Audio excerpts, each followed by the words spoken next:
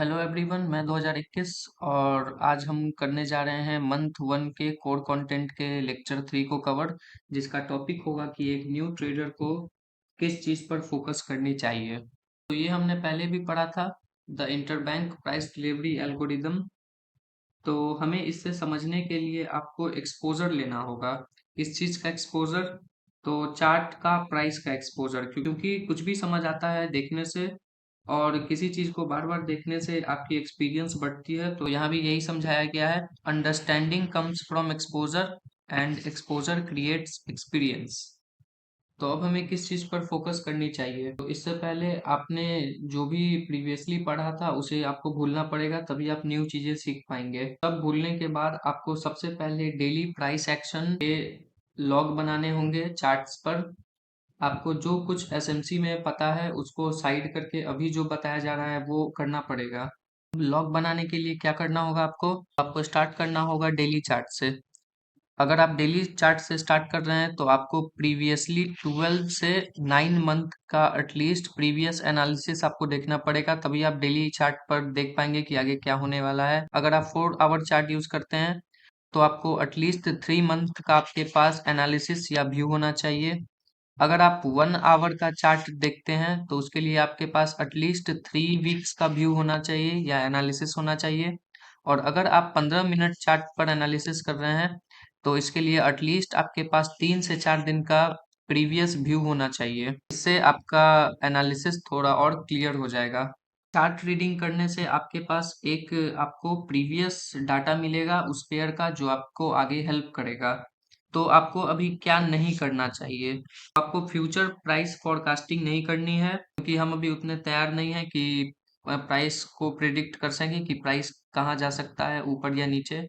तो हमें प्राइस की मूवमेंट को फोरकास्ट नहीं करना है। जो जितना लिखा है यहाँ पर उतना ही आपको बस अभी करना है।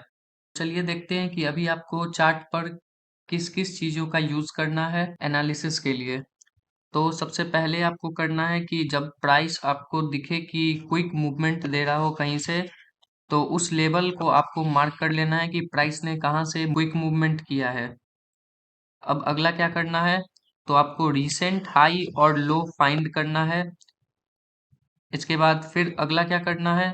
तो आपको ऐसे एरियाज ढूंढने हैं चार्ट पर जहां से क्लीन हाई और लो बने हैं। इसके बाद आपको क्या करना है? इसके बाद आपको वीकली हाईज और वीकली लोज देखना है, और किस किल जोन में बना है वो देखना है। किल जोन पे अभी हम डिस्कस नहीं करेंगे क्योंकि ये जरूरी नहीं है। इसके बाद फिर आपको क्या नोट करना है? आपको डेली हाई और लो नोट करना है एवरी ट्रेडिंग डे के।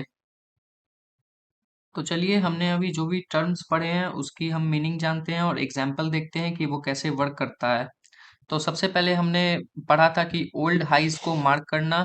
तो ओल्ड हाइज को मार्क करने का ये मतलब हुआ कि वहां पर बाई स्टॉप्स अवेलेबल होंगे बायर्स के या रिटेलर्स के, और इसे हम कहते हैं बाई साइड की लिक्विडिटी भी। तो क्या होगा तो जैसे मार्केट यहाँ से अप जा रहा था, यहाँ पर मार्केट ने एक हाई बनाया, तो आपको उसी टाइम उस हाई को मार्क कर लेना है। तो जब वापस से मार्केट उस हाई को एक बार टच करने आए, तो आपको बस वहां पर देखना है कि मार्केट वहां से रिवर्स होता है या नहीं होता है। तो अब अगला टर्म है हमारा यहाँ पे ओल्ड लोज।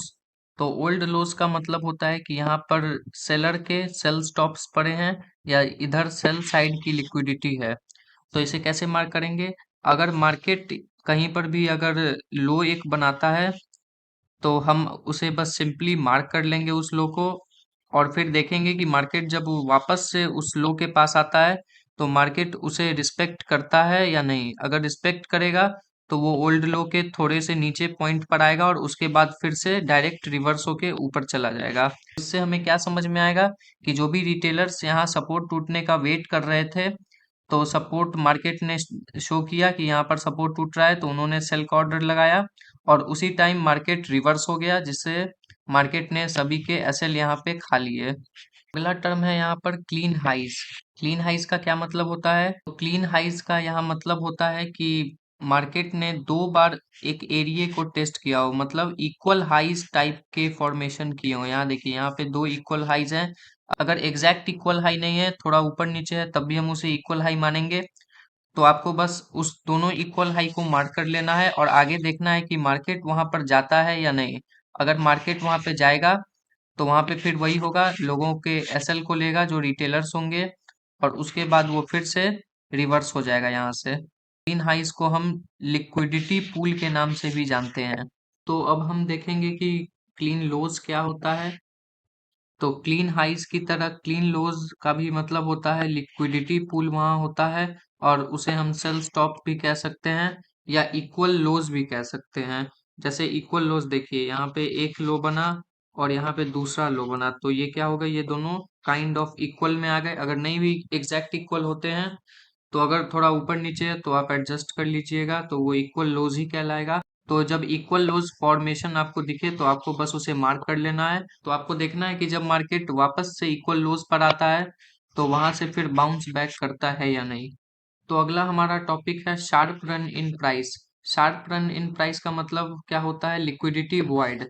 तो लिक्विडिटी वॉइड कब बनता है, तो जब शार्प रन होता है, मतलब कि अगर मार्केट अचानक से अगर गिर जाता है या ऊपर की तरफ चला जाता है तो आपको सिंपली वो एरिया मार्क कर लेना है जहां से प्राइस अग्रेसिव वे में नीचे की तरफ गया हो या ऊपर की तरफ गया हो।